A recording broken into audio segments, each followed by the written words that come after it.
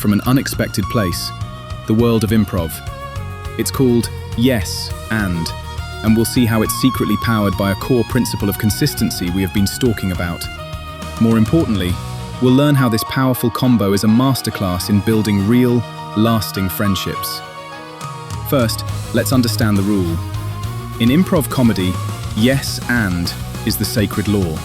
If your scene partner declares, "Captain, the aliens have turned the moon into cheese," you don't stop and say, "That's impossible." You affirm their reality, that's the yes. Then, you build upon it, that's the and. You might add, "And they're eating it with giant crackers. Our mission is now a fondue rescue."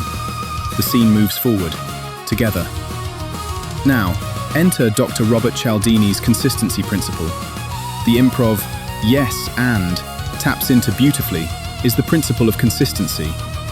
Cialdini found that people have a deep-seated desire to be consistent with what they have previously said or done. It's a mental shortcut. We see ourselves as the kind of person who keeps their promises or sticks to their commitments. Acting inconsistently feels unstable, even to our own self-image. So, how do these two connect? Think about it. When you use yes and in a normal conversation, you're doing two profound things. First, the yes. You are validating the other person's perspective. You're not necessarily agreeing with a factual opinion, but you're accepting that their thought, their feeling, their joke is a legitimate offering to the conversational stage.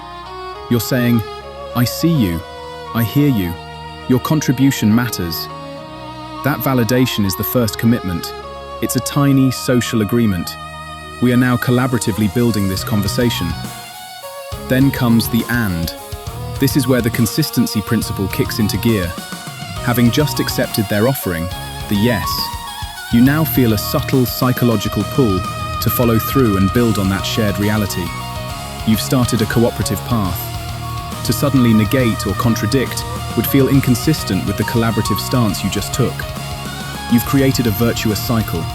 Acceptance leads to a small commitment to the interaction, which creates consistency pressure to build, which leads to more acceptance, and on and on. Now, let's translate this to friendship. Friendship isn't built on grand declarations. It's built in thousands of tiny moments of connection. Yes, and is the tool that architects those moments. Your friend says, "Ugh, I'm so stressed about this work project." A no, but response might be, "You think that's bad? Let me tell you about my week." That builds a wall. A yes, and response is, "Yes, that sounds overwhelming, and it makes sense you're stressed. You've been putting so much care into it. Want to vent about it over coffee?" You accept their emotional reality, yes, and you add support, empathy, and an invitation, and. If that sounds artificial and not true to yourself, it is just a way of reframing. The first answer, and simply reframe, is in a yes, and. "Yes, I see you think it's bad, and let me tell you about my week so we can share in the bad." Your friend shares a wild idea. "I've always wanted to learn to salsa dance." "What are you, dumb? You have 2 left feet." Shuts it down. "Yes, that sounds amazingly fun, and I saw there's a beginner class downtown next week. Should we look it up?" You've joined their excitement and become a co-conspirator in possibility. Every yes and is a small deposit in the emotional bank account of your friendship. It communicates, "Your world is interesting to me. I am on your team. Let's explore this life together." It transforms conversations from transactions or debates into collaborative creations. You're no longer just exchanging data, you're building a shared story. And what is a strong friendship, if not a story you write together, full of inside jokes, mutual support, and understood chapters? So, the next time you're in a conversation, especially with someone you'd like to know better, try the yes and mindset. Listen to accept, not to rebut.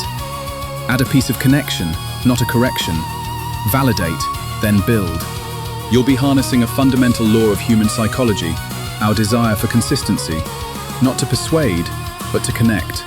Not to win a scene, but to build a bridge. And on that bridge, you might just meet a friend,